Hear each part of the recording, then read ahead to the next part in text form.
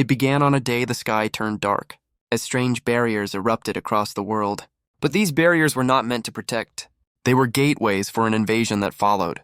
The world was plunged into chaos, and the creatures that came through knew only destruction. A vortex of energy tears through the streets, and a mother gives her life for her son, Itsuki, a memory seared into his mind forever. He's pulled back to reality, just another student spacing out. A classmate's voice cuts through his daze, asking if he's okay. She points out the single tear running down his cheek. His friend tries to distract him, pointing out the sudden school assembly. On stage, a speaker recounts the history of the Awakened, identifying the man as Izumi Nento, a famous commander. His friend explains that despite his strange appearance, he was the first awakened, and his student is the strongest of them all, the light of humanity. The commander reveals that ordinary people can awaken their powers by touching the very monuments the invaders brought with them. But the assembly is violently interrupted by a flash of golden light. The students erupt in a frenzy of excitement. His friend grabs Itsuki, thrilled they finally have a chance to awaken. He drags our boy towards the monument, eager to join the line. But the girl from before senses a chilling change in Itsuki's demeanor. A dark smile crosses his face, his eyes glowing with a sinister red light. The awakening ceremony begins, with students placing their hands on the stone. But hope quickly fades as even the most promising candidates are turned away. The guards show no emotion, simply calling for the next person in line. The students realize this isn't the power-up giveaway they were hoping for. A new name is called out from the crowd, Oishi Hikaru. The crowd whispers nervously, the school bully awakening is a terrible idea. But as he touches the monument, blue lightning erupts around him. A status window confirms it. A powerful lightning elementalist is born. Watching from afar, a woman in armor reports his stats, sounding utterly unimpressed. Oishi celebrates his new power, seeking the commander's approval, but his moment is cut short by a hand grabbing his shoulder. He whips around, his face twisted with rage at the interruption. It's Itsuki, who calmly walks past him to the front of the line. On stage, an armored figure senses an overwhelming emotion from the boy. Itsuki touches the stone, his eyes glowing red with a resolve forged in hatred. The armored figure's eye widens in disbelief. A colossal spectral warrior materializes behind him. The stone unleashes a pillar of pure energy that blossoms into a lotus of light over the school. The students are stunned, his awakening dwarfing Oishi's. Even the commander is intrigued, recognizing a rare phenomenon. Oishi can only watch, his face a mask of pure jealousy. Itsuki finds himself in a tranquil, otherworldly space. He floats at the center of the glowing lotus at peace. A status window appears, revealing his job. Order Breaker. His skill is revealed, but his stats are all 0. Then a special gift called Nirvana activates, and he realizes he has his own unique path to power. A new resolve burns within him to fight the invaders. Back in reality, the light from his awakening is blinding. At the center of it all stands Itsuki's silhouette. Oishi can only stare, his own awakening now a footnote. The armored woman reports his stats are unbelievable for a rookie. Even the commander acknowledges the truth. This boy is the strongest new awakened in history. A final status window confirms it. His stats are all a perfect 200. The entire school erupts in cheers for their new hero, all except for Oishi, who seethes with jealousy. He declares that a loser like Itsuki has no right to this power, and prepares to unleash his newly acquired skill, Silver Serpent. But as the attack launches, a system window appears before Itsuki, analyzing the incoming skill. His own unique ability, over mimesis, begins its analysis. The lightning serpent strikes the ground where he stood, but Itsuki has vanished, leaving his friends in a panic. A shadowy figure appears behind Oishi, who is frozen in absolute terror. A chilling voice whispers a threat right in Oishi's ear. The bully's legs give out, collapsing in a heap of fear. The analysis of the C-rank skill completes in seconds. A system window confirms it. Thunderbreaker has been acquired. The crowd can only stare in disbelief at the sudden glow. Itsuki realizes he's pulled into this mental space after every analysis. A window details his newly acquired skill, which grants stat boosts, healing, and the ability to absorb lightning. Back in reality, he unleashes waves of brilliant blue energy. Oishi watches in horror as Itsuki wields a power far greater than his own, but the celebration is cut short as the sky suddenly darkens. A massive crackling monument plummets towards the school grounds. The armored woman orders an immediate evacuation, realizing the invaders are here. Her subordinate panics, suggesting they should retreat as well. But the commander notes that Itsuki is more composed than any of them. As the students flee in terror, our boy walks calmly towards the danger. The monument slams into the earth, sending a shockwave across the courtyard. His friends try to pull him back, but a dark resolve has taken over Itsuki. They plead with him, reminding him he's just a rookie awakened. He simply turns to them with a calm gaze, asking for their trust. His friends reluctantly retreat, warning him of the danger.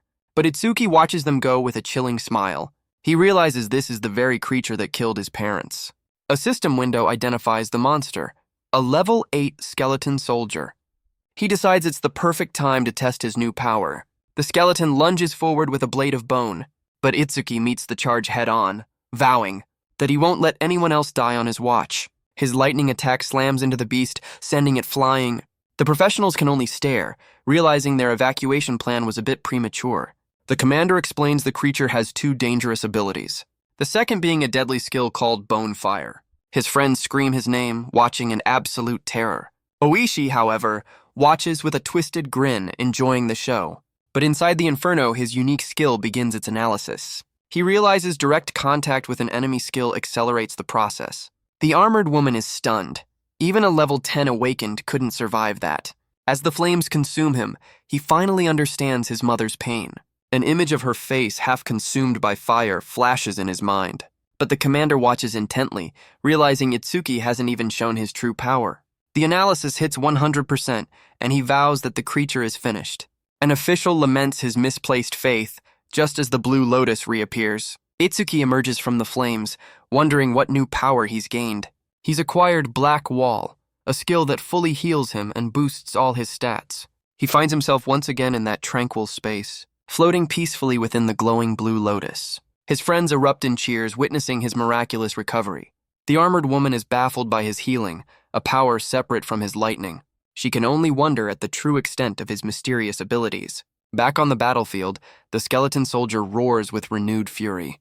A new power awakens within him, manifesting as black ice. His body is wreathed in a brilliant blue aura. Crystalline armor forms across his body, a look of pure focus in his eyes. He launches himself forward, a living bolt of lightning.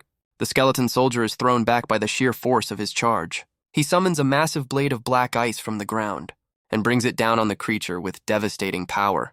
His friends can barely follow his movements, which seem like teleportation.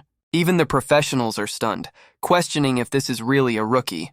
They realize he can create weapons and armor at will, a perfect fusion of offense and defense. The battle ends, and his friend's voice brings him back. He's pulled into a relieved hug, but his first thought is for Saya.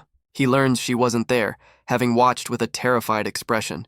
He scans the crowd, wondering if he somehow upset her. Meanwhile, the armored woman is still processing his impossible victory, and decides then and there to take the boy with her. His friend tries to reassure him, suggesting Saya went to awaken, but their conversation is cut short by an imposing voice. The commander, Izumi Nento, now stands before him as the crowd whispers. His friend, clearly intimidated, makes a hasty exit. The commander holds up his strange weapon, calling Itsuki special. Itsuki is confused by the strange compliment. The commander senses the deep anger and hatred, and asks to know the reason for his rage. Itsuki begins to explain, his face shadowed by the past. 10 years ago, his parents died protecting him. He was saved by an awakened in the chaos, but was forced to watch his mother sacrifice herself. A traumatic memory seared into his young mind. His parents died because of the invaders. He remembers screaming in defiance at the source of all evil, a monstrous being that towered over his childhood. His eyes burned with a hatred that would define his life. And on that day, he made a solemn vow to destroy every last one of the invaders. The commander notes that even now, tears fall from his eyes. Itsuki explains that only one eye cries, a constant reminder of his hatred. Seeing this resolve, the commander offers to make him his student. He can join the Salvation League, an elite army of awakened. The perks include immense wealth, a tempting offer for anyone. But the commander clarifies that such a life isn't without its price. Itsuki isn't interested in the money or the fame. All he wants is the chance to fight on the front lines. The commander explains the brutal tournament that selects only the top 100. He's hesitant to even mention the all-time high score, a staggering 115,000 points set by Tewajin 11 years ago. Itsuki recognizes the name, the legendary Light of Humanity. The commander warns him that comparing himself to a legend is a path to despair. But Itsuki, suddenly looking like a pro bodybuilder, declares he'll surpass him. A flicker of surprise crosses the commander's face. The commander muses that simply following a legend isn't enough to win. He believes he's finally found the one who will surpass the old sun. They arrive before a massive, dome-like structure. The commander explains the monuments are endless portals for the invaders. This building contains those portals, turning them into training grounds. Itsuki realizes it's a training facility, which the commander calls stages. But this one is notoriously deadly, known as the Rookie's Graveyard. A record shows the legendary Taewajin cleared it in 3 minutes and 14 seconds. The commander challenges Itsuki to clear it in under 3 minutes, and if he succeeds, he will officially become his student. As they walk through the facility, whispers follow them. Itsuki seems oblivious to the commander's fame. A monitor displays the challenge, a level 10 disaster beast. The onlookers assume he's not going in alone, or just there to flirt. He steps up to the reception desk to register for the stage. When asked how many are in his party, he simply replies, "Just me." The receptionist is taken aback by his solo entry. She scolds him, assuming his confidence is just a bad pickup line. The crowd laughs, enjoying the spectacle of another rookie getting shut down. But Itsuki clarifies his intentions are purely professional and, frankly, a little insulting. The receptionist sighs, offering her number if he'll just go home. But Itsuki's patience is wearing thin, his only focus on the challenge ahead. Startled, she finally relents, warning him not to blame her for his death. The crowd mocks his decision, calling his challenge a suicide mission. Some wonder if his special gift is enough to make a difference. But others know that at such a low level, it's a meaningless advantage. He scans the bracelet, and the system grants him access. Inside the chamber, he cracks his knuckles, ready to begin the test. The timer starts, his 3-minute window now officially open. And in a flash of red light, he explodes into action. He finds himself in a vast artificial field, a monument looming ahead. His senses sharpen, anticipating the first wave of enemies. A level 4 Kodama erupts from the ground, its stats appearing before him. Without hesitation, he summons a blade of black ice and cleaves the creature in two with a single brutal swing. He then forms a massive axe ready to do some serious deforestation. An entire horde now surrounds him, but he shows no fear. Outside, the armored woman questions the commander's choice of stage. He explains that to surpass the legend, one must transcend humanity itself. She recalls seeing Jin's eyes once, cold and solitary, not human at all. She recalls Jin's eyes, saying they were like those of a god. The commander agrees Itsuki has potential, but is still an unpolished gem. He sees Itsuki as Jin's opposite, a demon fueled by pure hatred. Meanwhile, Itsuki realizes his copy skill won't work on these weak monsters. Suddenly, the true boss of the stage emerges from the darkness. He launches forward in a blur of motion, ready for a real fight. But the beast falls just as easily, leaving him unimpressed. He senses something is wrong, just as a system window appears. His overmimesis has detected a B-rank skill, self-regeneration. The analysis begins, and Itsuki turns with a look of surprise. The beast's head reforms from its wooden body, much to Itsuki's annoyance. A status window confirms its powerful self-healing ability. He blocks the creature's attack with his newly formed armor. Realizing he needs overwhelming force, he leaps into the air. He becomes a whirlwind of blades slicing through its defenses. A massive blade of ice crashes down on the beast. The monster is cleaved in two, but it's not over yet. With a manic grin, he decides to turn it into sawdust. He holds the two halves apart, preventing them from rejoining. The creature shatters into 1,000 glowing fragments. He stands among the debris, realizing his black wall is draining his magic. But the fragments begin to reassemble into a far more monstrous form. The beast is relentless, and he realizes its regeneration speeds up his analysis. He forms a new plan: conserve magic and dodge until the copy is complete. But with the 3-minute time limit ticking down, he knows he has to act fast. So he decides to go all in, activating both skills to force the issue. He knows if his magic runs out before the analysis is done, he's finished. A risk he's willing to take, pushing forward with everything he has. His eyes burn with that familiar red hatred as he prepares a final strike. He brings a blade of pure energy down on the creature's head. He grits his teeth, pushed to his absolute limit.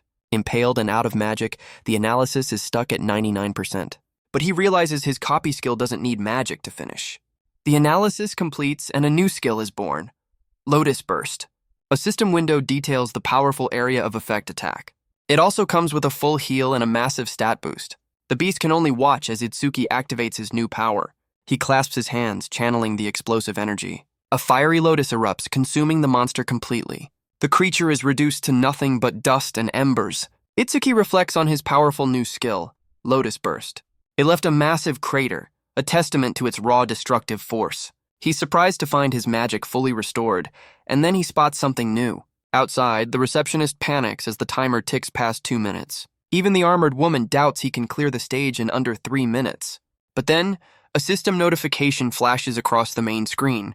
The entire crowd stares in disbelief at the sudden announcement. The armored woman can't believe what she's seeing. The monitor confirms it. A new record of 2 minutes and 14 seconds. Itsuki collapses, having not only passed the test, but shattered the Legends record. The crowd is in an uproar, unable to process how a level 0 rookie beat the Legends record by a full minute. Itsuki turns to the commander and asks if he can officially receive his guidance now. With a confident smirk, he addresses him as teacher. The commander accepts, praising his new student's performance.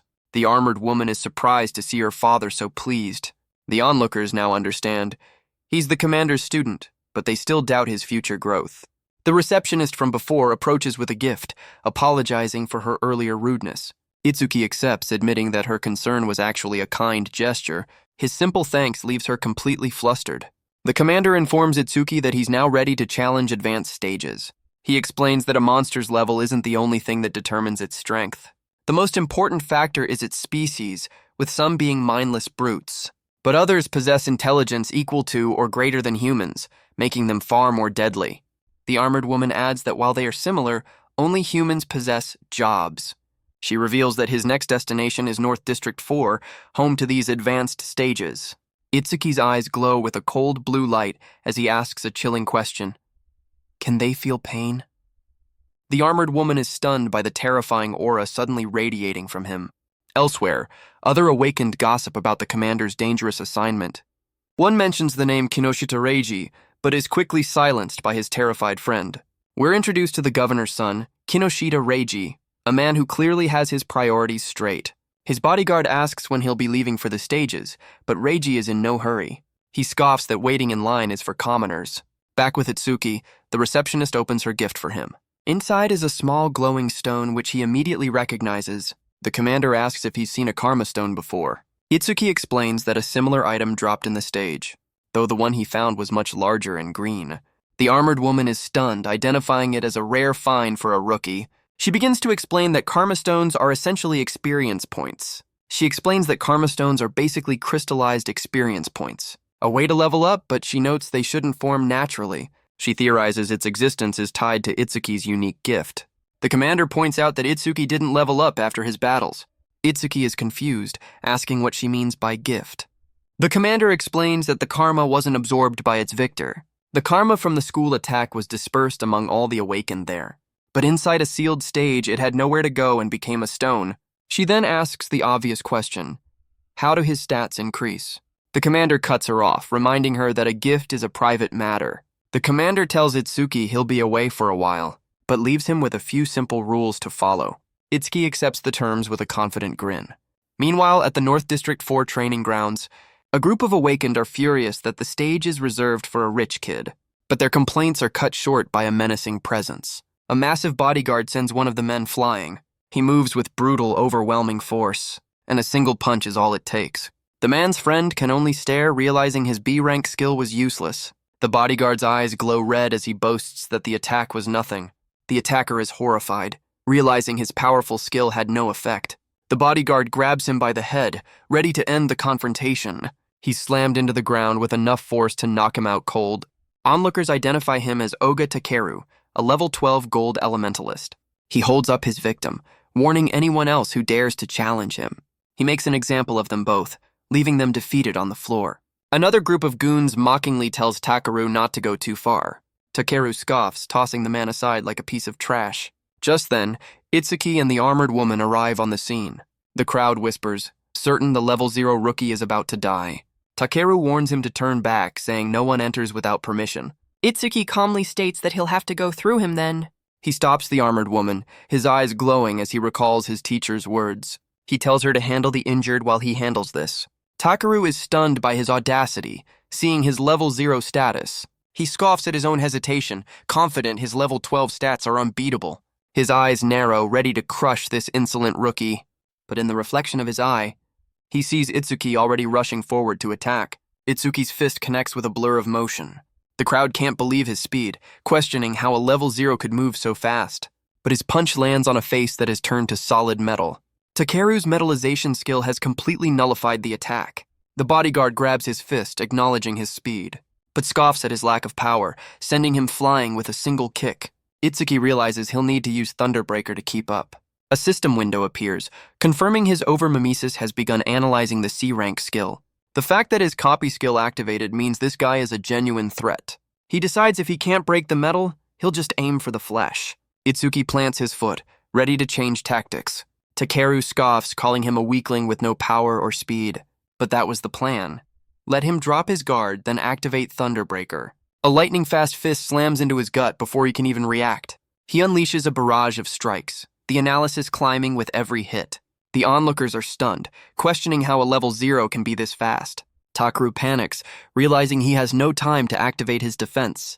He desperately tries to call for help, but his goons just watch in shock. Pushed to the brink, he decides to use his final trump card. His body begins to transform, his muscles swelling with raw power. Takeru reveals he's metallized his entire body, and with his gift, his defense is now over 500. He promises a swift end as a thank you gift. You know, standard villain hospitality. The onlookers are certain that no one can break his guard, but Itsuki calmly deduces a critical weakness. Realizing Takeru's magic must be dangerously low, he promises to end this quickly, just as the analysis hits 100%. The familiar blue lotus reappears, signaling another power-up. The crowd wonders how this strange lotus can possibly help him. A system window confirms it. He's acquired Clear Orb, a defense-ignoring attack. He realizes the skill's only weakness is its incredibly slow speed, but against a living statue, he vows to shatter that absolute defense. It also comes with a full heal and another massive stat boost. Back in reality, he's wreathed in a brilliant blue aura. He holds out a small orb of energy, activating his new power. The onlookers are hyped, certain this must be an incredible technique. The orb floats forward, a tiny sphere of concentrated power, drifting slowly through the air towards its target. The crowd's excitement quickly turns to disappointment. How anticlimactic. Takeru scoffs, mocking the tiny attack and Itsuki's naivete. He mocks the attack, calling it Itsuki's pathetic trump card. He promises a pathetic end just as the orb touches his chest, but his absolute defense shatters like glass. The attack erupts from within, tearing through his metallized body. Itsuki calmly explains that he held back, aiming for the arm instead of the neck. He turns to the stunned goons, telling them to get their boss to a hospital. His patience wears thin as he tells them to get lost. The terrified bodyguards scramble to carry their defeated leader away. The crowd erupts in cheers, celebrating the bully's downfall. His victory immediately attracts offers from other Awakened to join his party. They warn him about the next stage, where every monster is as tough as Oga. But Itsuki sees this as the perfect opportunity to level up his new skill. The hopeful party members eagerly await his decision. But his answer is simple. He's going in alone. The crowd is stunned, certain his victory has made him arrogant. The rejected party members walk away, calling him strong but too proud. Even the armored woman questions if his magic can last against so many foes. She gets flustered, insisting she's only concerned because her father would blame her. She offers one last warning about the monster's group tactics. He simply acknowledges her words and scans his bracelet, entering the stage. Inside the stage, Itsuki notes the sheer number of enemies. He's surrounded by stone beasts, far stronger than anything he's faced before. A system window identifies them as level 9 stone statues with massive defense. He decides to test his new skill, Clear Orb, on these lumbering foes. He activates the power, a small sphere of purple energy forming in his hand. Just like before, the orb drifts slowly towards its target. But its power is absolute, punching a hole straight through the monster's core. A system window confirms his theory. The orb's speed doubles with each kill. He turns to face the rest of the horde, a new confidence in his eyes. He realizes these slow, powerful creatures are the perfect prey for his new ability. The system confirms 2 more kills, doubling the orb's speed again. He stands over the wreckage, calculating his dwindling magic. With 3 enemies left, he realizes he needs a 2-for-1 special. He summons another orb, determined to thread the needle. The orb blasts through the first statue with ease, as Itsuki dodges the second monster's attack. A look of fierce concentration crosses his face. The orb curves, striking the second target and clearing the field.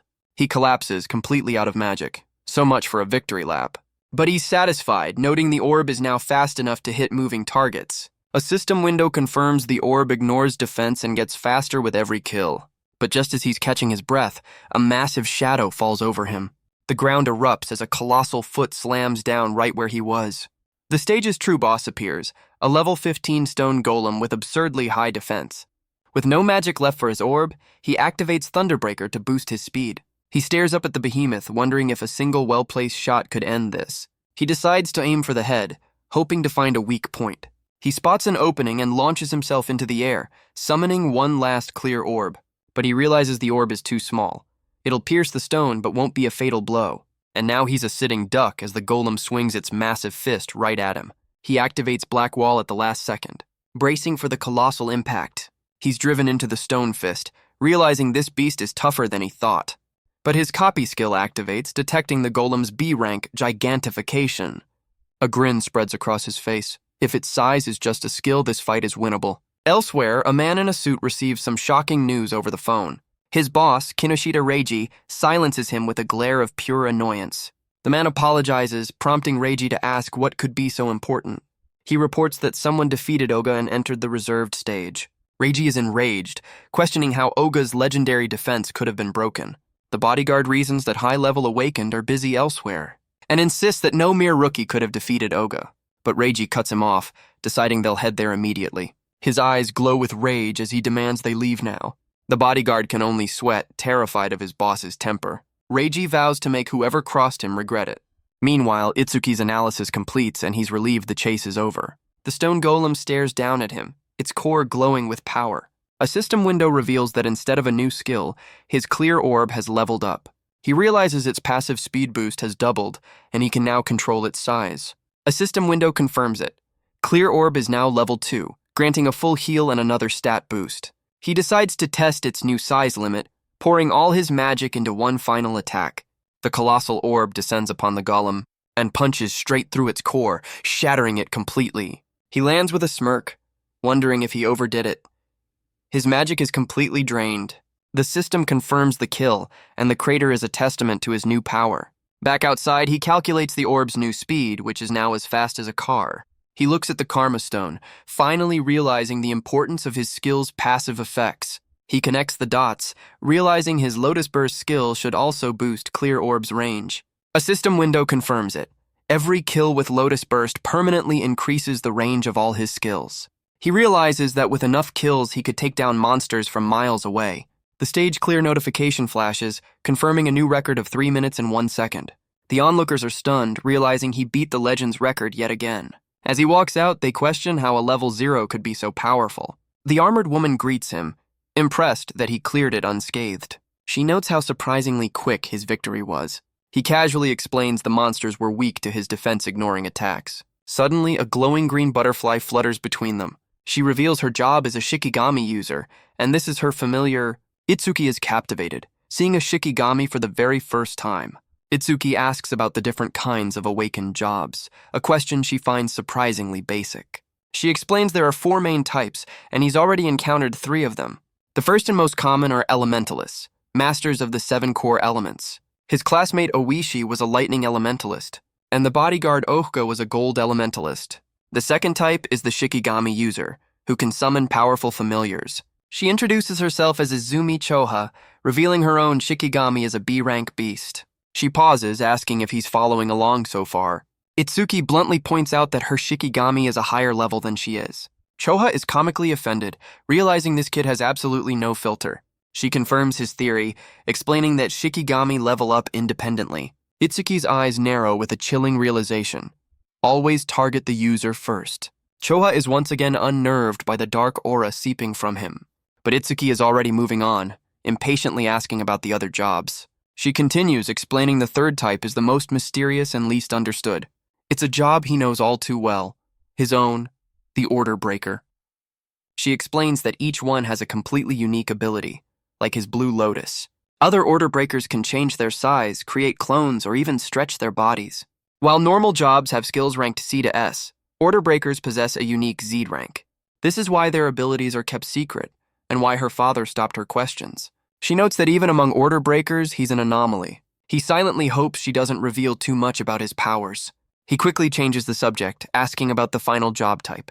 But she teases him, saying he'll have to see one for himself. He relents and she asks what he plans to do next. He wants to run the stage again, but she reveals they have cooldowns. He realizes if he can't level Clear Orb, he'll focus on Lotus Burst. So he asks for a stage with a massive number of monsters. A sly grin crosses her face. She knows just the place.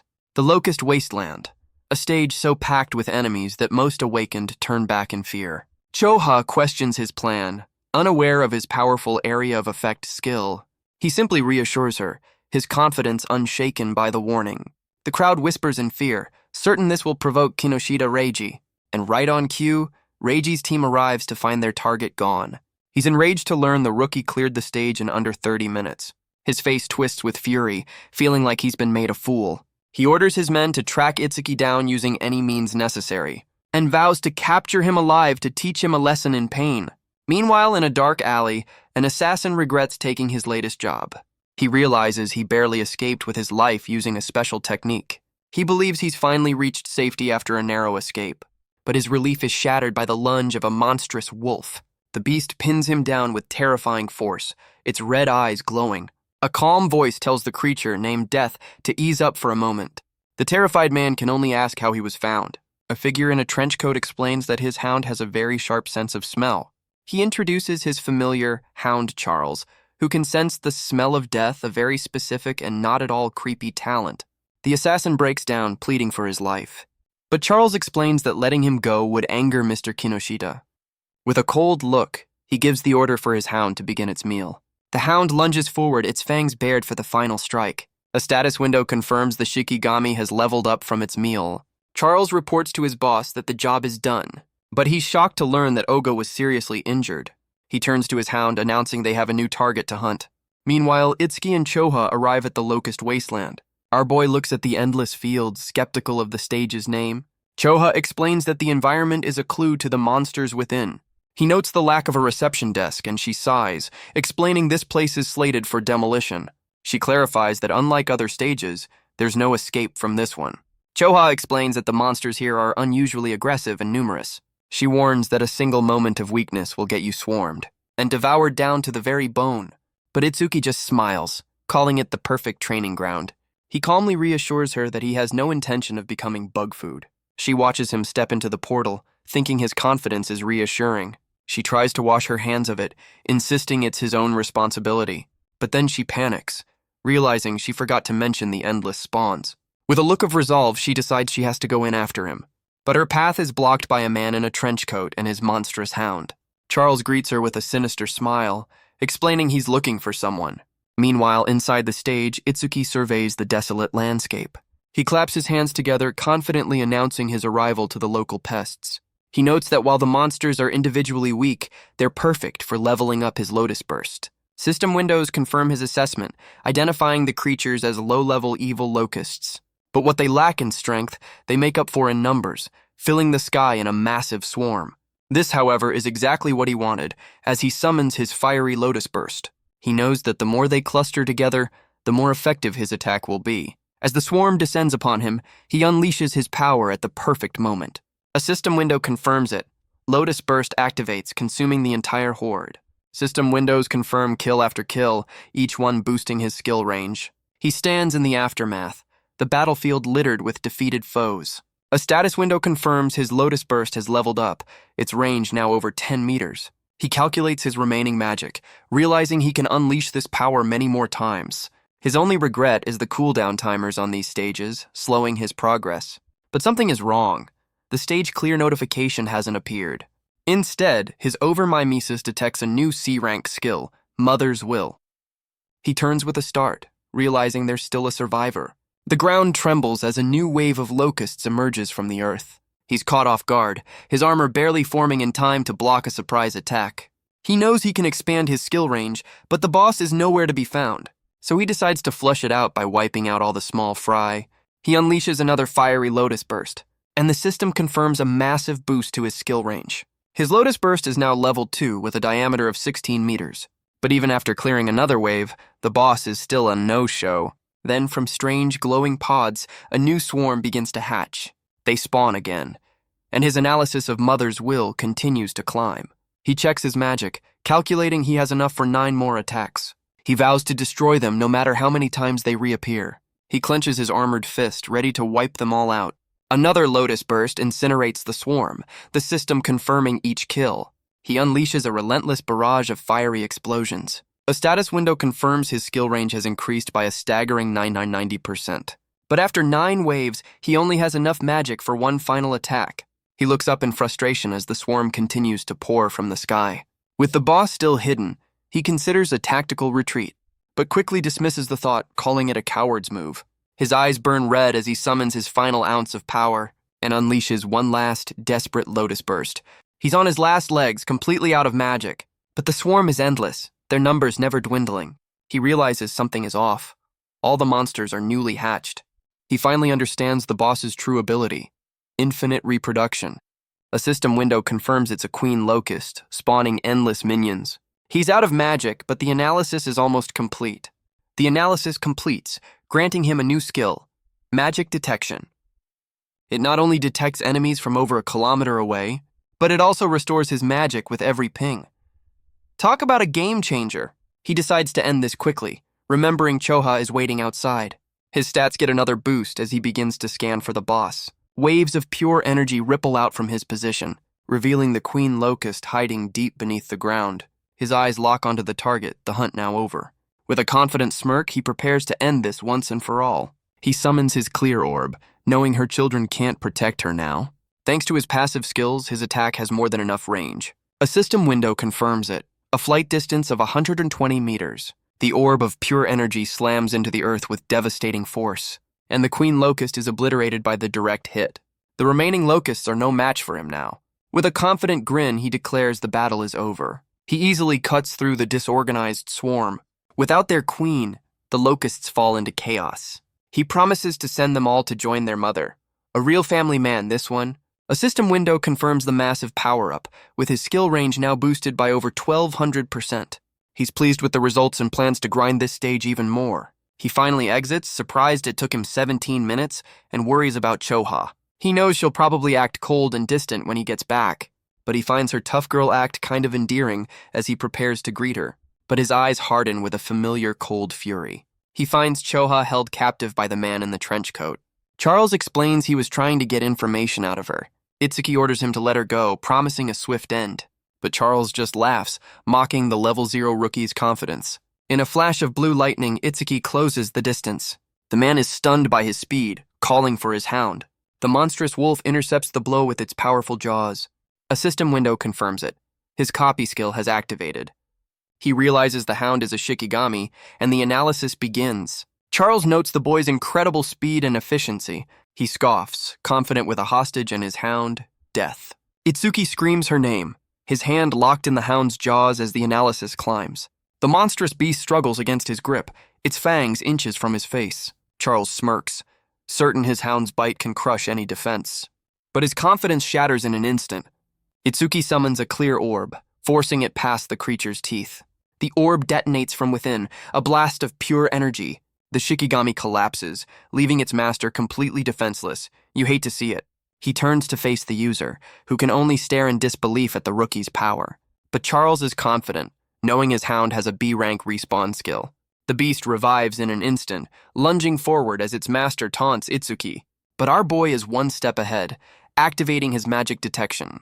He easily evades the hound's attacks, the analysis climbing with every move. He knows he has to end this before the Blue Lotus reveals his trump card. Charles begins to panic, realizing he's completely outmatched in every way. He resorts to his last option, threatening Choa's life if Itsuki moves. But it's too late. The analysis hits 100% without the flashy light show. A system window reveals his new skill, Shikigami Eater, a power that's basically Grand Theft familiar. He's learned to control the power-up's visual effects, gaining another massive stat boost. He realizes skipping the Lotus means no recovery, but he's already at full power.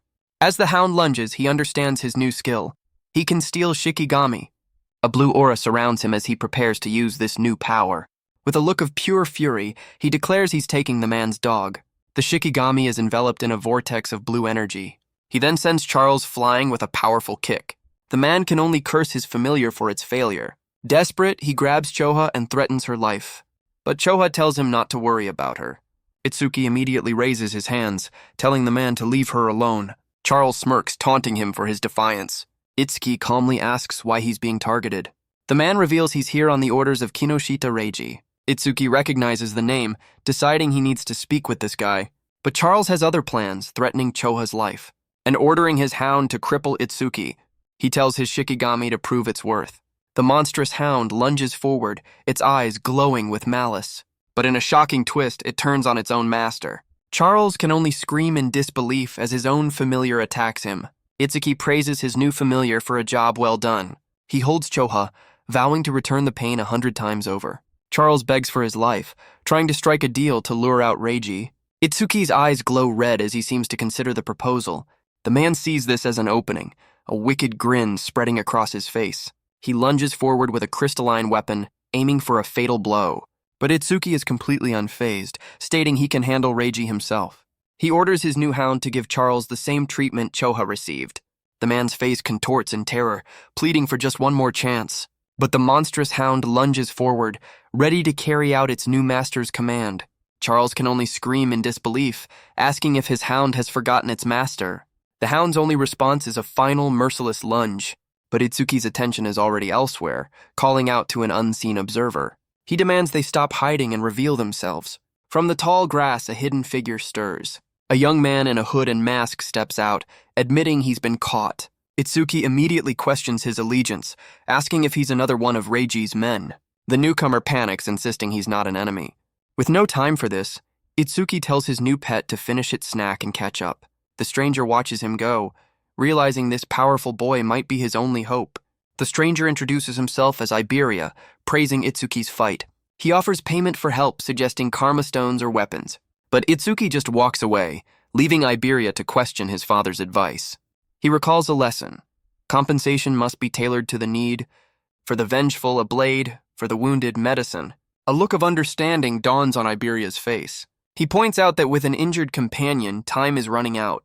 He then reveals he has healing items, holding up a glowing scroll. His offer to save Choa finally gets Itsuki's attention. Itsuki turns back, a flicker of hope in his eyes as he asks if it's true. Iberia explains he can't heal her completely, but he can save her life. He begins wrapping Choa in a special bandage, a rare karma tool. Itsuki's confusion tells Iberia everything he needs to know. Our boy is a rookie, so he gives him a quick lesson. Modern weapons are useless against monsters, but special crafters can forge karma tools which come in 4 ranks. Normal tools are basic, but rare ones can boost the user's stats. Epic tools come with powerful special effects like self-healing. And unique tools, the ultimate goal for any crafter, grant legendary power. He explains that crafters are rare and highly respected by all awakened. Itsuki asks if his father is a crafter, and Iberia proudly clarifies he's one of the best. He boasts that his father crafted 3 of the world's unique tools, earning him the title of the Crafter King of the Northern Continent. But his epic monologue is completely lost on Itsuki, who isn't even listening. Our boy is far more interested in the crossbow left behind by Charles. He realizes this weapon could help him conserve magic and hide his true power. Iberia explains it's a rare karma tool that can turn anything into ammunition. The crossbow then vanishes, linking to Itsuki and storing itself away. Itsuki thanks him for the help and declares his next target is Kinoshita Reiji. Iberia is stunned by his audacity, but Itsuki has no time for warnings. But Iberia clarifies that if Reiji is the target, then they share the same goal. Iberia clarifies his offer. He wants to team up for the upcoming tournament preliminaries. He explains that the venue is in North District 4, Reiji's home turf. As the administrator's son, Reiji is under immense pressure to make the top 10. That's why he's monopolizing the stages, but Itsuki wonders why he's being asked to help. Iberia insists it's because Itsuki is strong, but our boy questions his urgency. A shadow crosses Iberia's face as he begins to explain his motivation. He recalls watching his father craft magnificent karma tools as a child. His dream was to one day wield those weapons against the invaders. But when he finally awakened, his father deemed him unworthy. He was given one condition: pass the preliminaries and he'll earn his father's gift. And that's why he has to win this year's preliminaries, no matter what. Itsuki is skeptical, pointing out he has better options than a level 0. But Iberia explains his father's one condition: prove himself without help. He adds that most of the strong awakened have already been bought by Kinoshita. But then he heard about a rookie who defeated Oga and shattered records. Itsuki agrees to the team up, but his first priority is getting Choa to a hospital. Iberia is already brainstorming duo names, much to Itsuki's silent suffering. As his new partner rambles on, Itsuki can't help but wonder about his old friends. Elsewhere, his friend Rikuru lets out a sudden sneeze while training. He tells his companion that Itsuki must be talking about him somewhere. We cut to Saya, who wonders how long it's been since she last saw Itsuki. Rikuru teases her, asking why she didn't go see him after the school attack. Her only response is a sudden blast of water magic. He dodges, but she reminds him that in a sparring match, any opening is fair game. Their instructor arrives, scolding them for fooling around before the tournament. Their stats are revealed. Both have awakened and are ready for the preliminaries. Elsewhere, a hand carefully selects a karma stone from a briefcase. Kinoshita Reiji wonders why his hound-using subordinate is so late. He crushes the stone in a fit of rage, absorbing its power. He dismisses his missing man, his focus now entirely on the upcoming tournament. His subordinate reports that he's successfully recruited 87 powerful awakened. Reiji commends his work, holding another karma stone in his hand. He absorbs its energy, feeling his power surge as he levels up. A status window confirms he's now a level 12 elementalist, more than enough to crush his rivals. Elsewhere, Itsuki arrives at a medical facility, a blue aura swirling at his feet. He apologizes to his teacher, blaming himself for what happened to Choa. The commander offers to dispose of the man who attacked her, but Itsuki looks up with cold resolve, asking to handle it himself. The commander agrees, telling him to report back when it's done. Iberia watches from the side, finally realizing Itsuki's teacher is the legendary Izumi Nento. Itsuki finishes explaining his new partnership to the commander and Choa. Choa reassures them she's fully recovered thanks to her Shikigami and Iberia's help. The commander recognizes the rare karma tool, deducing Iberia's lineage. Iberia is impressed by the commander's knowledge, feeling the need to act dignified. He then confidently declares that he is in fact his own father. Smooth. The entire room falls silent as Choa points out his obvious mistake. Mortified, Iberia corrects himself, admitting Aiden is his father. The commander thanks him for saving his daughter and offers to visit Aiden with him. He then dismisses the two boys, reminding them of their tournament preparations. Iberia promises victory, while Itsuki simply looks on with his usual stoicism. Choa notes her father has taken a special interest in Itsuki. The commander explains that Itsuki's trauma gives him self-destructive tendencies, but those impulses fade when he has someone to protect. That's why he tasked Choa with being by his side, to become the person he would want to protect. He then reveals the school attack was a planned act of treason. He warns that humanity's future looks bleak, but he believes Itsuki will be the one to light the way. A new light of hope for the world. The scene shifts to the tournament venue in North District 4. The crowd is massive, with thousands of new faces joining the tournament. All because Commander Izumi is rumored to be watching, much to Reiji's annoyance. His men are marked with red ribbons, a detail not lost on the other contestants. The host of the preliminaries steps forward to explain the rules of the game. The first stage is a massive arena, with Itsuki and his old friends starting on opposite sides. It's a simple race to the center, where only the top 50 will advance. The participants realize just how brutal this first elimination round will be. As the host declares it an all-out battle, Iberia points out their main rival. The rules for the second stage will only be revealed to the survivors. And Reiji gives his team a simple order: make sure no one gets past him. Iberia lays out his plan to ambush Reiji's forces once they're inside. But his brilliant strategy is cut short by a look of pure panic. He's been overheard by Reiji's men, who are now very curious about the kid without a red ribbon. But before any pleasantries can be exchanged, the host's voice booms, and the first stage begins. Watching from above, Commander Izumi notes the impressive turnout, but knows that numbers mean nothing without quality. A man beside him, Hiten Akira, recalls that his year had far stronger participants. A flashback reveals he and the legendary Teiwajin were the only two rookies that year. Akira laments the lack of a new legend, but the commander reminds him that geniuses are rare. An imposing armored figure then asks the commander about the rumors of his new student. The commander confirms it's all true, piquing the interest of the mysterious official. The official notes that this new student is only the second person Izumi has ever taken on. Akira scans the list of participants, trying to deduce who it could be. He dismisses Itsuki's friend Rikuru, a level 10 with an ordinary gift. He also rules out Saya, a support-oriented elementalist. His eyes land on Hanyu Kana, a wood elementalist with an unusually high level of 16. But the commander tells him he's wrong, much to Akira's surprise. He then reveals there's a level 0 among the participants, which Akira dismisses as a yearly joke. Down below, Reiji's men mock Itsuki, asking if the level 0 kid got lost. But Itsuki simply raises his arm, revealing the crossbow he acquired from Charles. One of the goons recognizes the weapon, demanding to know who this rookie really is. Itsuki's eyes glow as he asks if they've been looking for him. The goon refuses to believe a level 0 could have defeated Oga. He orders his men to attack, confident in their numbers. One of them unleashes a lightning attack, eager to end this quickly. But Itsuki stands completely unfazed by the display of power. He calmly assesses their levels, offering them a chance to surrender. Iberia worries, certain that even Itsuki can't handle all of them alone. He decides he has no choice but to use his own trump card. The leader of the goons scoffs, disappointed by the level 0 trash. But Itsuki grabs his arm with a single, chilling command to move. The goon's face twists in disbelief, which quickly turns into mocking laughter. Iberia watches, ready to step in at a moment's notice. The man reaches out, vowing to see what's inside the rookie's head. But a fist connects with his jaw before he can even finish his threat. Itsuki stands over his fallen opponent, his eyes glowing as he repeats his command. Iberia is stunned, realizing Itsuki just took down an opponent 7 levels higher. The other goons panic, trying to convince themselves it was just a lucky shot. One of them summons a B-rank fire skill, vowing to burn Itsuki to a crisp. The attack engulfs Itsuki's silhouette as Iberia watches in terror. The goons celebrate, callously dismissing the attack as overkill for a level 0. But their confidence fades as they realize something is wrong within the inferno. From within the flames, Itsuki is revealed, protected by a wall of black ice. Iberia grins, his faith in his new partner completely justified. Itsuki simply tells his ally to stay back and let him handle this. A system window confirms his black wall skill blocked the attack, boosting his defense. He analyzes the result, wondering if the passive effect can be stacked. The attacker is stunned, unable to comprehend how he's using an ice skill. Itsuki then challenges him to try again, promising not to block it this time.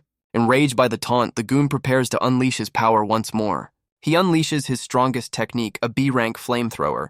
But Itsuki stands within the inferno, completely unimpressed by the raw power. His allies realize the attack is far stronger than it should be. The goon drains his magic, certain this overkill will end the fight. But he's suddenly sent flying, his face a mask of disbelief. Turns out it wasn't quite overkilled enough. Itsuki confirms his theory. The passive defense boost doesn't stack from the same attacker. With his test complete, he declares it's time to finish this. The goons are horrified, but one of them thinks he's found a weakness. He unleashes a barrage of fireballs, a B-rank skill of his own. But as the attack surrounds him, Itsuki simply activates his black wall once more. The fireballs detonate around him in a massive explosion. The goon is certain that a level 0's magic will run out eventually. But through the smoke, an armored hand grabs his arm. The man can only stare in disbelief at the sudden counterattack. Itsuki confirms that even with multiple hits, the passive effect only triggers once. The goon tries to overpower him, boasting about his superior strength. But Itsuki looks completely unimpressed by the effort. He effortlessly twists the man's arm, sending him crashing to the ground. A system window confirms the defense boost is based on his original stats. The remaining goons panic, deciding to retreat as Itsuki spots his next targets. His eyes glow, asking if they really think they can escape. The last goon unleashes his own lightning attack, Silver Serpent. But Itsuki's Thunderbreaker absorbs it, boosting his agility. From above, Akira is stunned by his effortless victory. Itsuki stands among the fallen, wreathed in crackling energy. He realizes Thunderbreaker's passive works just like Black Wall. Iberia can only stare at the field of unconscious bodies. He grins, admitting he completely underestimated his new partner.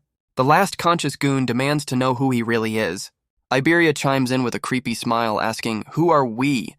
Iberia proudly declares them the Double I, the future strongest duo. But Itsuki has no time for branding, dragging his partner away mid-speech. The defeated goon can only stare, calling their team name utterly lame. Elsewhere, a man with glasses notes the commotion, assuming the level 0 is getting destroyed. But he recognizes the crossbow, realizing it belonged to his subordinate Charles. He muses that few in the northern continent could have taken Charles down. Another contestant speeds by, boasting that his specialty is speed. But his sprint is cut short by a sudden blast of purple energy. He crashes to the ground, wondering who could have hit him at full speed. A foot slams down on his back, wreathed in that same purple glow. The man in red warns that this is the price for getting in his way. He orders his followers to conserve their energy for the next stage. From the sidelines, other contestants identify him as Kinoshita Reiji. He's content to let his underlings clear a path for him. a strategy that will let them reach the finish line with ease. He arrives at the central area, finding the journey almost too simple. But his moment of triumph is interrupted by a voice calling his name. His eye widens, a flicker of rage at the disrespect. His followers quickly deny it, pointing towards the source of the voice. And through the crowd, Itsuki and Iberia make their approach. Reiji's men recognize Itsuki as the rookie who's been causing a stir. His subordinate can't believe his forces were taken down by a level 0 and a level 7. His disbelief turns to rage as he vows to deal with the level 0 trash himself. Iberia admits to himself that he's been completely carried by Itsuki's overwhelming power. Reiji simply turns away, leaving his underlings to handle the cleanup. With a final menacing glare, he orders his men to take them out. The goons surround them, mocking the level 0 kid for his audacity. Iberia panics, realizing they're facing nearly 100 opponents. But Itsuki is calm, pushing his partner down and telling him to stay low. A wave of blue energy erupts from his position, pushing back the entire crowd.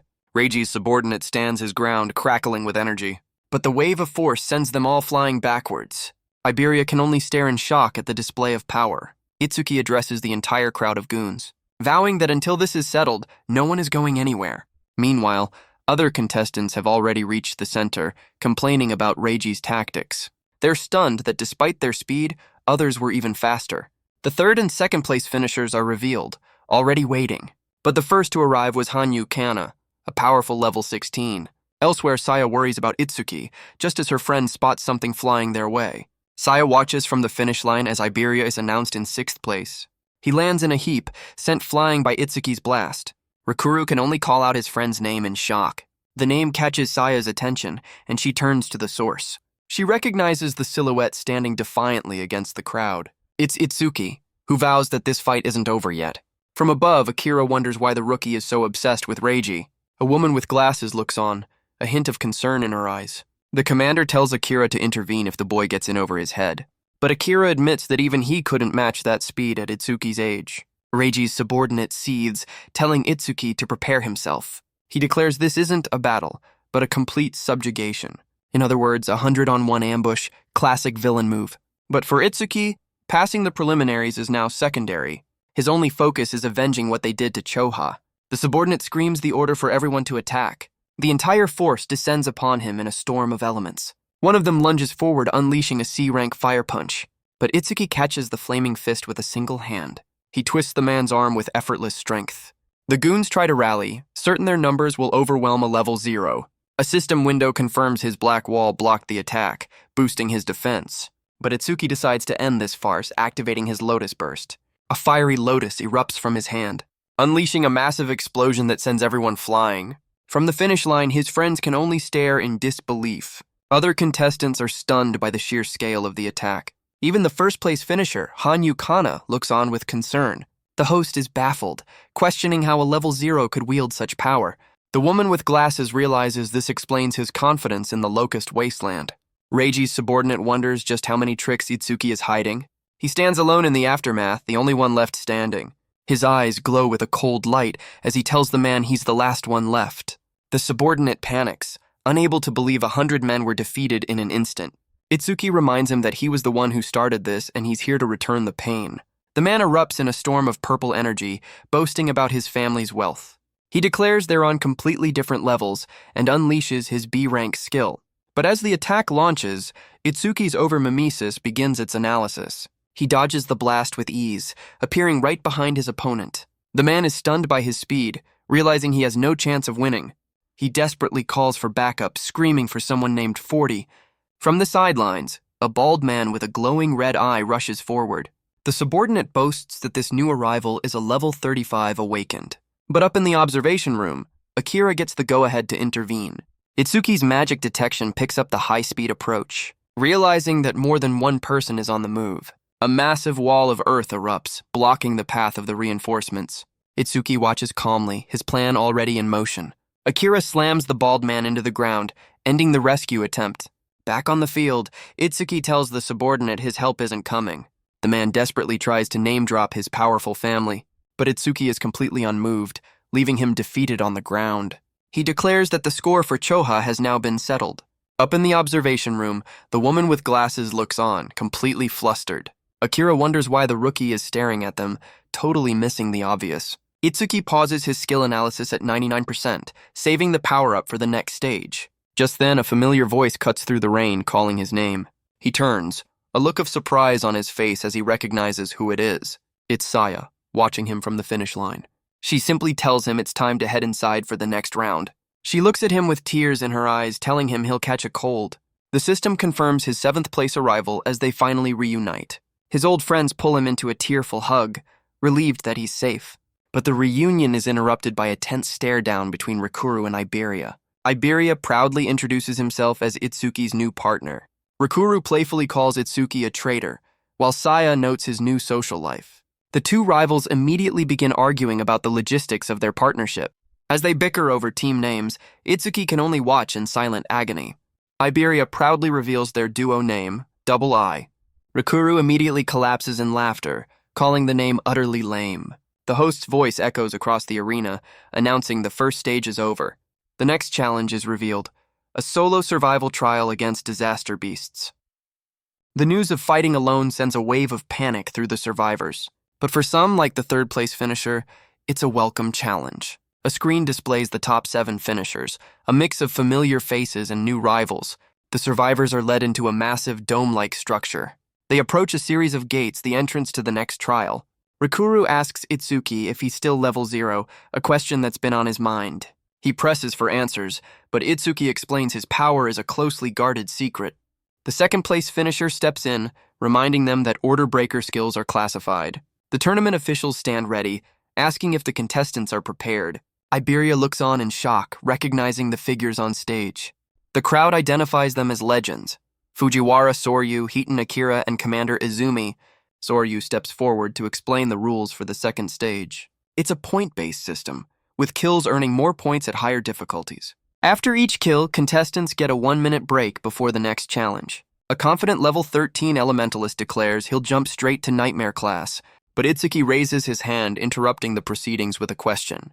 The crowd immediately mocks him, assuming the level 0 wants to back out. The official, however, calmly tells him to ask whatever is on his mind. Itsuki asks if Nightmare class is the highest possible difficulty. The official seems surprised, while another contestant smirks at his question. The crowd scoffs, certain a level 0 couldn't even handle the easiest class. But the official explains that, theoretically, there is no upper limit. The others realize that even beating hard class would be a major achievement. The points earned here will carry over to the main tournament, meaning today's performance is critical for their future. Itsuki recalls the legend's record of 115,000 points. With the rules explained, the host orders everyone to enter the trial grounds. The 2nd stage begins, and Itsuki finds himself in a familiar arena. From the darkness, a dozen pairs of red eyes stare back.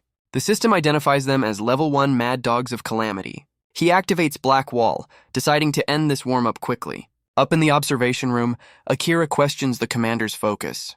But Akira admits that this particular rookie is far more interesting. He can't understand why the commander is so surprised by the boy's performance. Down below, the entire pack is wiped out in a single second. The commander is stunned. A fight that should take minutes is over in a flash. He reasons that while the dogs were weak, the next opponent is level 8, a massive salamander that no rookie should be able to kill instantly. Akira is certain a level 8 beast will be a struggle for the rookie, but the commander tries to divert their attention to the other fights. He notes that most are still fighting on beginner class. His friends, meanwhile, are holding their own in the early stages. Only Hanyu Kana seems to be keeping pace with Itsuki's progress. But the woman with glasses suddenly panics, seeing Itsuki's screen. He's been completely engulfed by the salamander's flames.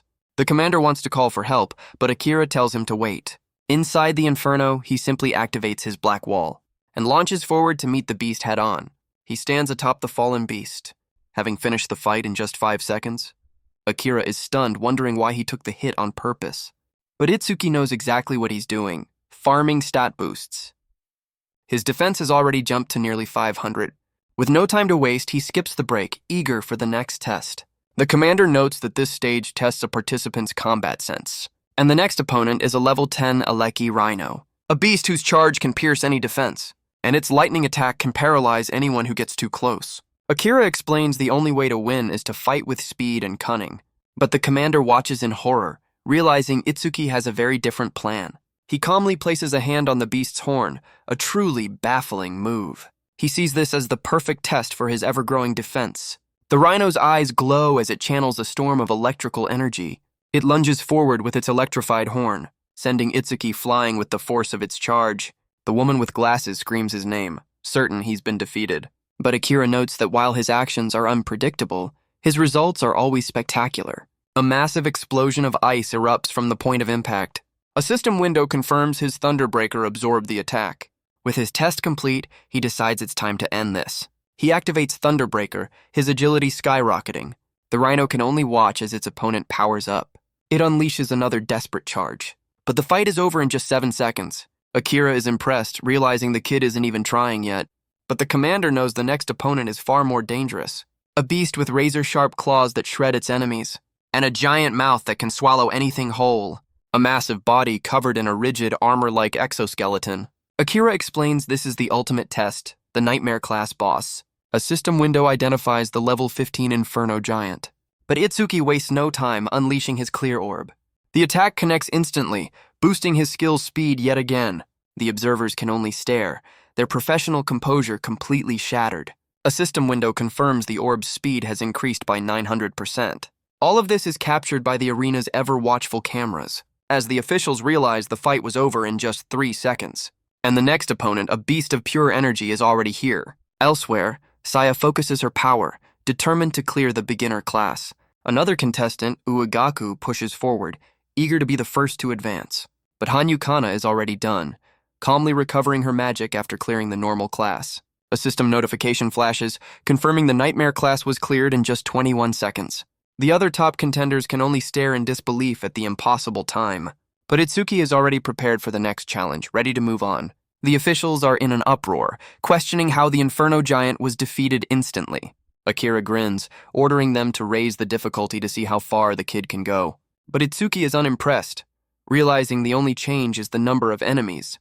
The two behemoths lunge forward, ready to overwhelm him with sheer force. He decides to take out one of them while it's still roaring. His clear orb connects, and the system confirms another massive speed boost. Akira can't believe it, questioning if there's any limit to this power. But the commander notes that the skill has a fatal flaw. The remaining Inferno Giant charges forward with a terrifying roar. Itsuki is stunned, realizing this beast is faster than anything he's ever faced. Up above, Akira explains that their size is deceptive, but Itsuki is already preparing another counterattack. He unleashes his clear orb at the blurred, charging monster. Akira clarifies that despite their appearance, they are speed-type beasts, but the orb misses, the beast dodging with impossible speed. A system window confirms its stats are all boosted, with no magic to speak of. Itsuki can only stare, stunned that his attack was evaded. Akira notes the orb's slow speed, praising Itsuki's earlier surprise attack. But he knows that without more speed, the kid has hit his limit. The remaining giant lunges forward, its fist a blur of motion. The attack shatters the ground, sending debris flying everywhere. Itsuki is blown back, realizing the attack can be dodged from a distance. Akira assumes he has no other moves, but the commander isn't so sure. A confident grin spreads across Itsuki's face as he decides to close the distance. He activates Thunderbreaker, exploding forward in a flash of blue light. The giant can barely track his movement as he closes the gap.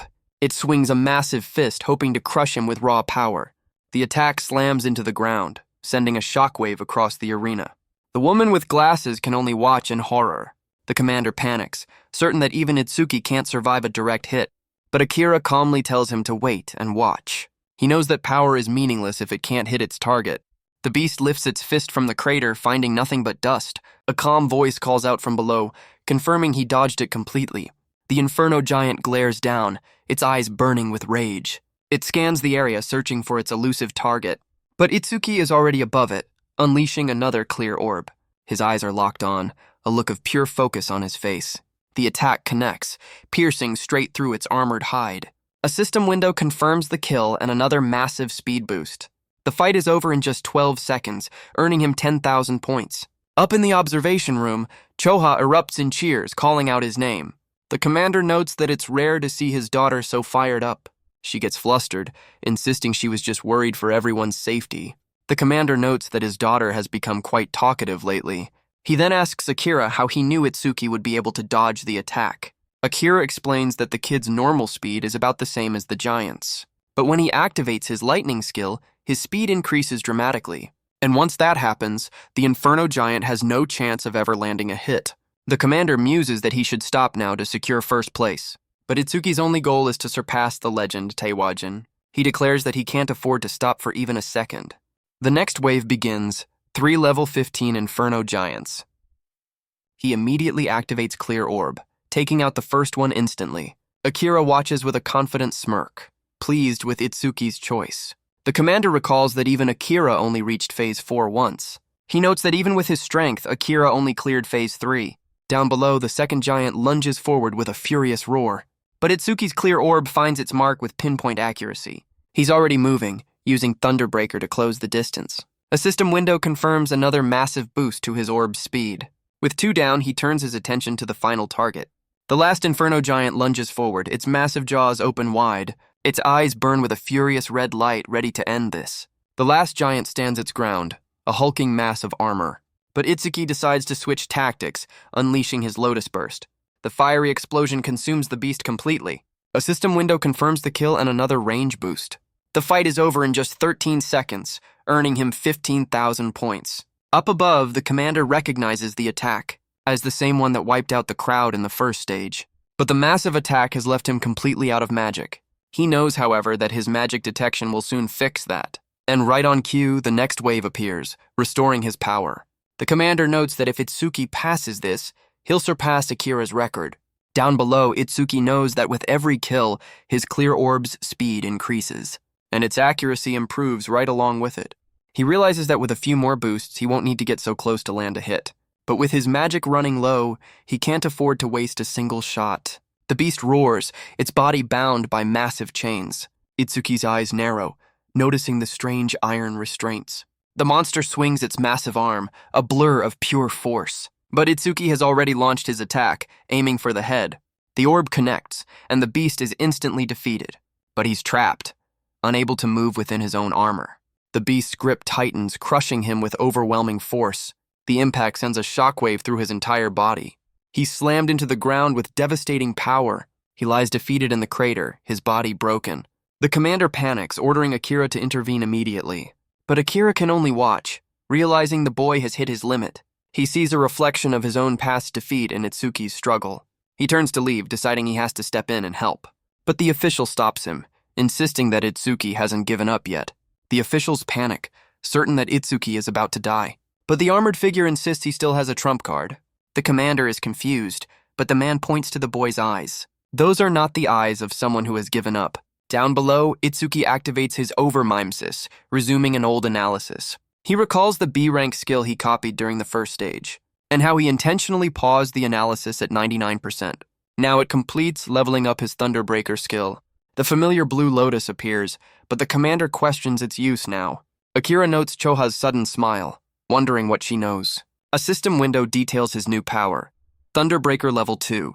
His hand clenches, crackling with newfound energy. He rises to his feet, his body completely restored. The system confirms it, a full heal and another massive stat boost.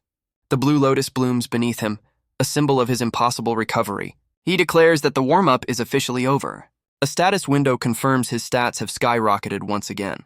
The commander can only stare, wondering how many cheat codes this kid has. He unleashes his Clear Orb, which now moves like a blur, taking out both giants. He clears the stage in just over 3 seconds, vowing that he's just getting started. A system window confirms another kill, boosting his Clear Orb's speed. He clears Phase 5 in under a minute, racking up an insane amount of points. The orb now moves so fast, the beast can't even react. Phase 6 falls just as quickly, his point total soaring ever higher. Up in the observation room, the officials are completely speechless. They can only wonder who the real monster is in this arena. Down below, Itsuki sits among the wreckage, pushed to his absolute limit. He gasps for air, wondering why the next wave hasn't appeared. The commander realizes the impossible has just happened. The system has run out of monsters to throw at him. The official's voice echoes through the arena, announcing that it's over. Itsuki has defeated every single Inferno Giant they had prepared. He's literally cleared out their entire stock of high-level monsters. Itsuki questions this, reminding them they said there was no upper limit. He wonders about his final score, confident he must be close to the Legend's record. A system window confirms his Clear Orb's speed has increased by a staggering 3,800%. His attack is now officially faster than your average sports car, so no speeding tickets for him. But just as he's processing his victory, a new presence appears. His eyes narrow, ready for another fight, only to realize he'd completely forgotten about his own familiar. He realizes that since he can't level up, all the experience he earns crystallizes into karma stones. Akira finally understands. His teammates would get all the experience. He shudders at the thought of a monster with this kind of power. With his test complete, Itsuki decides it's time to leave. The massive gate to the arena slides open. The commander announces his student's return. A system window confirms his final score, 106,600 points. The official, Soryu, immediately tries to recruit him, offering connections and resources, certain his teacher can't compare. But Akira steps in, telling Soryu to back off before he annoys the kid. He explains that he only stepped in to deal with Kinoshida's rule-breaking lackeys. Besides, he adds with a grin, Itsuki is Izumi's disciple, so he had to help. The news sends Soryu into a state of shock, barely able to process the revelation. Akira simply confirms it with a confident smile. As Soryu mutters in disbelief, Itsuki greets his teacher. The woman with glasses praises his performance, offering to have Choa heal him. But Itsuki insists he's just worn out, and a little rest is all he needs. The commander notes that his other disciple, Tewajin, also cleared out the entire stage. He clarifies that back then, the maximum was only Phase 4, and it seems they'll need to expand it again. Commander Izumi tells the officials to observe, as the second stage has just begun for other participants. Rikuru finishes his hard class challenge, exhausted and unable to continue to nightmare class. Seiya struggles with her hard class opponent, running low on magic and finding the next difficulty impossible. The commander notes Rikuru and Saya capped out at hard class, surprised they didn't go further. Akira asks why they haven't exited, and the commander explains participants can't leave unless injured, unlike Itsuki. The commander observes that another participant has now reached the nightmare class. Ugaku, wielding a rare karma tool, slams a massive hammer down, confident he can take on an inferno giant. Akagami Shion, a Shikigami user, orders her familiar, Mii-chan, to transform into its complete form. The small familiar begins to swell, its eyes glowing red with immense power. It transforms into a monstrous, hulking beast ready to fight. The transformed Shikigami clashes with the Inferno Giant in a brutal exchange. Itsuki asks Choa if her familiar can do that, but she admits this is a rare power. He realizes the potential of his new hound and decides to start leveling it up. With his friends finished, he prepares to leave, but then he sees something new. It's Iberia, now clad in a suit of menacing red armor. He proudly declares it's the strongest epic karma tool his father ever made.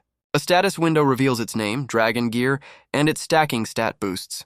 He explains that the armor has a will of its own and chooses its master, but it comes with a 15-minute time limit before a heavy penalty kicks in. Knowing Itsuki's success, he's determined not to be left behind. He unleashes his full power, declaring their partnership to the beast. Itsuki offers a rare compliment, admitting the armor looks good on him. And with that, the host's voice declares the second stage is finished. Soryu explains that only the top 10 will advance to the main event. Ugaku is confident he's secured a top spot, already eyeing the special rewards. Soryu steps forward, ready to announce the final results. The screen confirms it. Itsuki is in first place with a score that dwarfs everyone else's. The other contestants are in an uproar, realizing he's surpassed even the legend's record. Ugaku's confidence shatters, demanding to know who this unknown rookie is. And Hanyu Kana, the second-place finisher, is intrigued, eager to face him in battle.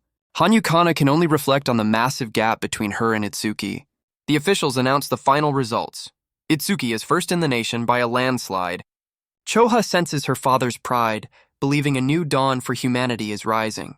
Elsewhere, Iberia lies exhausted, knowing Itsuki's victory was a given. But he's proud he didn't shame the name of Double E. Wait, did they rebrand? Itsuki offers a rare compliment, admitting his partner surprised him. Iberia's reaction is a little intense. The 21st Salvation League National Tournament preliminaries are hereby concluded, with Itsuki carrying his partner off the field. The scene shifts to the South Continent, where a new power player watches over his domain. A soldier complains about being called out just to watch an old man. But this is Balgar, the prophet and commander of the South Continent. The soldier questions his foresight, wondering why they're never warned in advance. His comrade explains Balgar's visions are fragmented, just as the old man's eyes snap open in terror, and that his prophecies are only right 10% of the time. A truly reassuring statistic. He collapses, screaming that the North Continent is in grave danger. A massive beast assault is coming, with monsters over level 100. Back in the north, a quiet night settles over the city. And Itsuki checks his stats, which have now surpassed 1500. He knows that normal awakened get 50 stat points per level, which means at level 0, he's already as strong as a level 30. His agility and defense can grow infinitely through passive effects, but he still lacks a way to boost his raw attack power. His thoughts are cut short by a familiar voice. His friends have prepared a victory feast for their returning hero. He decides to worry about his stats later, hoping to copy a new skill soon. For now, he's just happy to enjoy a meal with his friends. He looks around, noticing that one person is missing from the table. Choa explains that while Iberia is healed, he's still sleeping off his exhaustion. Rikuru is surprised that Iberia cleared the nightmare class they couldn't. He jokes about his cooking, but Saya points behind him in terror. A massive, shadowy figure with a single red eye looms over him. The creature's only demand is for food, a truly terrifying beast. But it's just Iberia, who collapses from hunger at the sight of the feast. Rikuru scolds him for the scare and for stealing his seat. Iberia ignores him, completely focused on devouring his meal. Rikuru seems intimidated by his partner's voracious appetite, but Iberia looks up with a happy grin, praising the delicious food. Rikuru proudly takes credit, glad to see his partner back on his feet. Iberia praises Rikuru's cooking, suggesting he should quit being an awakened. But the commander's voice cuts through the light-hearted mood. He asks the aspiring saviors what it is they fear the most. Rikuru answers first, explaining his dream is to travel and eat well. Therefore, his greatest fear is growing old and losing his senses. The very thought of it sends a comical chill down his spine. The commander then turns to Saya, who explains she grew up in a hospital. From a young age, she was surrounded by people suffering from terrible illnesses. She witnessed the true horror of diseases that had no cure. The experience left her with a deep-seated trauma and a fear of getting sick. She admits she once ran away from him just because he sneezed. But the commander reassures her that awakened rarely get sick. He then turns the question to Iberia, asking what he fears. Iberia explains his greatest fear wasn't failing the tournament, but not being strong enough to fight alongside Itsuki. He then asks Itsuki what he's most afraid of. The others lean in, curious to know what could possibly scare him. Itsuki begins to explain that after his parents died, he was completely lost. He was consumed by helplessness, anger, and sadness. He was alone in the dark until his friends found him. He recalls his friends trying to cheer him up as a child. He explains that their warmth pulled him out of that dark world. And after that, he met his teacher, Choa, and Iberia. He looks around the table, feeling like his family has grown. A rare smile crosses his face as he wishes this moment could last forever. He finally admits that his greatest fear is being alone again. Choa notes how peaceful he seems, so different from his usual unsettling aura. Iberia, overcome with emotion, tackles him in a hug, vowing to never leave. The commander explains that for a savior, having regrets is the most unforgivable thing. He tells them to remember that a death without regrets is their ultimate goal. The commander tells them to rest up for their mission tomorrow. The next morning, his friends say their goodbyes, with Iberia already forming a surprisingly strong bond with Rikuru. As they head back, Itsuki decides to ask Saya his question later, but he's stopped by a sudden call for his teacher. The woman with glasses from before rushes towards them, arriving out of breath with urgent top-secret news from the south. She explains the information is highly classified. But the commander insists that Itsuki and Iberia can be trusted. She reveals a new prophecy.